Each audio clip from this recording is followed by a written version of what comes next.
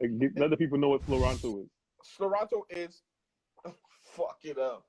Toronto is Toronto, but it's uh like okay, so we have a podcast. Because I observe all of these podcasts, and with all of these podcasts, I observe motherfuckers talking about the same thing. They talk the same way. They dress the same way. I think that shit is slow. Because what's the point of us sitting around talking, letting the world see us if we're not going to be completely real? It doesn't even make sense. That's why when I'm pretty sure that Rich came up with Disrupt the Energy. No, that was you. Was it? You came up with it, but I was like, no, I'm taking that. Okay, cool. Because that's what we're here to do. We're not here to be the norm. Even if we got to be the ones that go over the hill to get hit with 1,000,000 arrows, we'll be that. Because we are, even from Black Status Social Network to Dion to everybody, all we are is filling at the gaps. Yeah. If all these other organizations, all other podcasts, because these podcasts must fly, they're not saying anything. So me and Rich just decided, if we're gonna do this, we got to disrupt the energy, all of it. So if we're talking about, because me, I'm a fat nigga, so for Rich to look at me and be like, yo, let's actually talk about something that men might struggle with. Not everybody's comfortable in their own skin every day when they get up. I'm looking at Rich like, you sure? Because I'm going to say what I actually feel. And to hear Rich as a skinny nigga with a body that most people is beating their ass for in the gym say, yo, I don't feel comfortable with my body all the time. I'm like, what the fuck? No doubt. And this is, I consider him my friend, even though he's on probation. This nigga's on probation, guy. Might hit the door again. To hear him actually be this authentic is scary, because even in us falling out, the only reason I fuck with him now is because Sloranto niggas don't do what he did. Mm-hmm. And he came to me like a man, and he was like, my nigga, take mine. I take mine, I was wrong. Like, I'm looking at this nigga like, what the fuck? My girl is looking like, what the fuck is happening? But that's the thing, right? Right. Shout out Half. But that's the thing, like, she's like, girl, what the fuck's on this nigga, bro? Record scratch. But no, I again, right? It's leading by example in the sense that you're gonna be able to. Each of us can say what we honestly feel, and we gotta lead by example and say, yo, I don't feel comfortable with this. These are my insecurities or whatever. Because a lot of the times, like, we put on so many masks to go up and go and confront the world, like, and like, yes, those things are needed, but at the same time, we get too used to wearing the mask, and then who are you really, you know? And so, like, I think it's trying to lead by example and say, hey, you can be vulnerable. Like, this is my brother. Like, every time we see each other, it's like, yo, I love you. That's my guy. You know what I mean? And yeah, it's both kind of taking brick by brick all these walls that we kind of build up with the shit that we believe that we don't need to really, like, that's not really who we really are, but we kind of put up all these facades. So it's just breaking them down brick by brick and leading by example in that way. You know, it's crazy because my brother's like a real, like, live, like, street nigga. And one thing I've always seen him do with, like, even his friends, like, he always gave a firm handshake when you were leaving, and he would always hug them, and he would always be like, he would look them in their eyes and be like, yo, let me know when you get home safe. And he's not the type of person to say, I love you. But that was his way of saying, yo, I love you. Make sure you let me know when you get home safe, you know? And even that is something that I've adapted, but I'm more vocal. So when it's Rich or anybody around me, I hug them tight. And I let them know, yo, I love you. Make when you get home safe. Even if I'm not awake, just let me know you're all right, you know? And that's what disrupting the energy is to me, because us as Black men have too many instances where we say, I love you through a glass, or I love you to a nigga in the box when it's late, and I think that's a myth. Okay. So that's real. So let's segue this to perfect segue. How do you guys come up with new content? And considering how fast paced people are, it's like, yo, 5 seconds, they're on to the next thing, they're on to the next thing. How do you guys come up with new content and stay relevant? I'm gonna answer. Lead that one. Yeah. The reason why a lot of these podcasts is trash is because everybody's safe. I'm a maniac. I'm a maniac in everyday living. So even talking to my wife, like she'll be in the middle of a big conversation and I'm looking at her and I'll interrupt. I'll be like, yo, I got this idea. And she'll be like, nigga, I'm talking to you about something. Like, what the fuck? So it's the same thing with the podcast. Like, if anybody has listened to Speaking Out of Turn, all it is us having, like, we could be having a deep conversation and that could turn into, we talk about fucking. We talk about fucking a lot. You know what I'm saying? Yeah. And it's just, we don't try to contain. Do we talk about fucking a lot? We do. Sex is life. Black sex porn. By the way. Oh, porn. Yeah. The worker. It's so funny.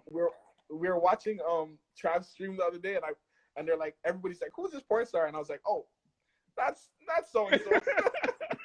And everybody checked. Everybody's like, oh shit, how you know that? I'm like, nigga, that's Jada I'm Fire. a researcher. Yeah. Yo. But basically, the way we come up with things to talk about is Rich usually has like an idea of how he wants the things to start, but good conversation never stays in one place.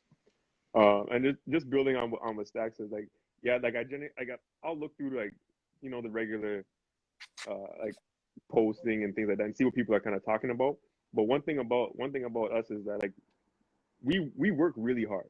So it doesn't feel like it, but like we'll do like 2 episodes in a day and just record it and record and record. Like, so we have a fairly deep catalog for a podcast that's just started. And what I find is Rockefeller numbers. Yeah. when we try to be like too on the moment, like this happened on Tuesday and we record on a Tuesday, so we're gonna talk about this.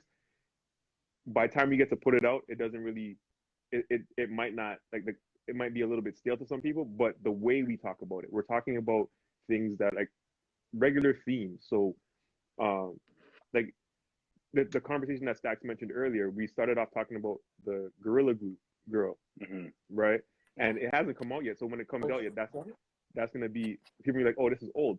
But what we end up talking about is our white people racist. So it's like we kind of are all white people racist, right? Yeah. And while we come at it from different that part, brother. You forgot that part, brother. Yeah. All capital all. Every single last one of them turkey neck cracker, oppressive slave master, pimple face hold brother. Those white bread, spoiled milk, skin ass crackers.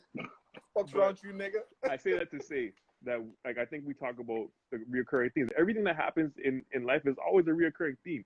Like, we look at, like, even the shit happening with, like, Lil Nas X right now. Like, this is all a reoccurring theme of looking at black people through, like, a white Anglo-Saxon Christian lens. And that doesn't really work for everybody. So if we touch on the regular themes, it doesn't matter if the specific content is a little bit dated, because we're touching on a theme that penetrates people's lives if they see it that way.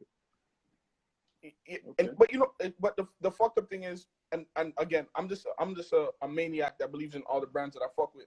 So I don't, even though I understand what Rich is saying and I respect it, I think any way we talk about some shit, it's gonna be popping. So you know what I'm saying? Whether people get it now or another 10 years, people are gonna still love what we're saying and our takes on it. Some people might not agree, but they gotta respect it, you know? Yeah. Definitely. Because and that's another thing. Other than me being a maniac and Rich being a motherfucking genius with the way he fucking converses and segues everything. We're just fucking smart. We're really smart. Our opinions aren't stupid. We're really smart niggas. You know what I'm saying? You could put us in rooms with the best of them, the most scholarly motherfuckers, with the most street motherfuckers, and we're gonna make sense of what we're saying. It's not just words; it's actual sense. We pick sense out of nonsense. We're very smart, and we're attractive. If you saw the last, if you listen to the last podcast, you know, but we're attractive.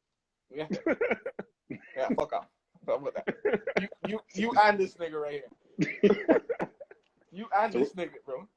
So we're gonna do a little cloth talk question. What's Cloth talk? cloth talk? Cloth talk? Cloth talk. Okay. Oh, so fabrics.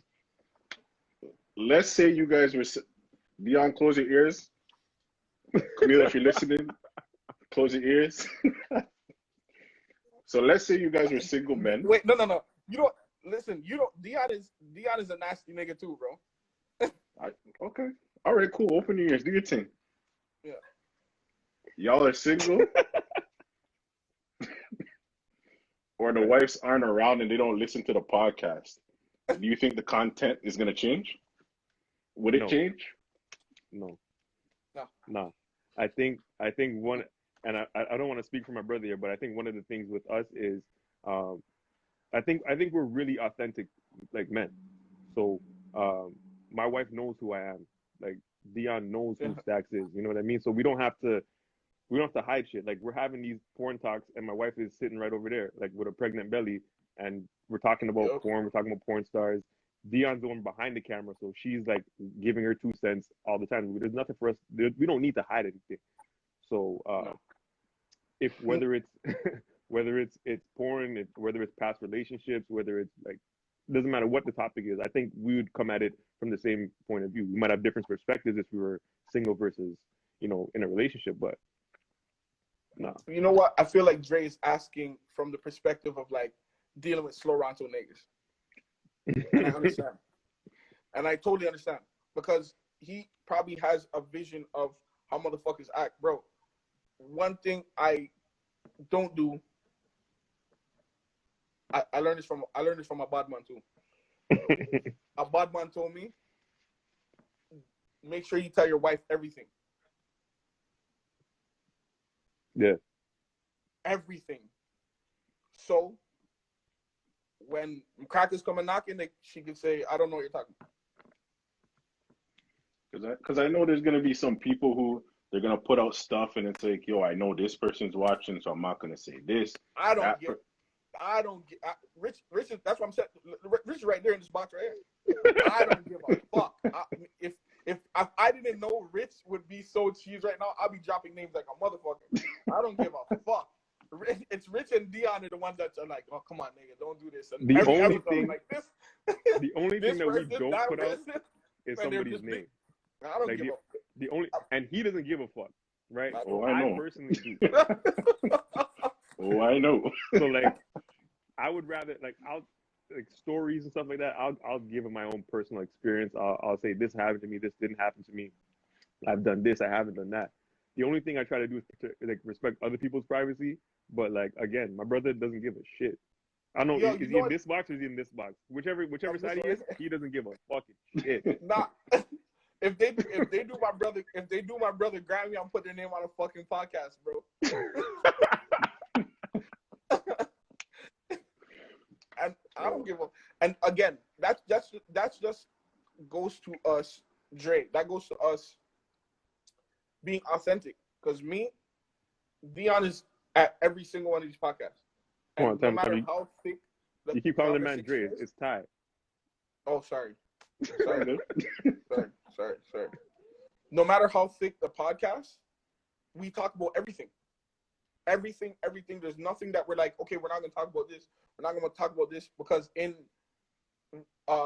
one, I can't remember when it was, but me and Dion had an argument, and I was like, yo, do you ever see me act different from in the house to outside? I don't give a fuck. I'm a black man who's self-employed. Nigga, I don't give a fuck. You can't fire me from shit. Reezey's world.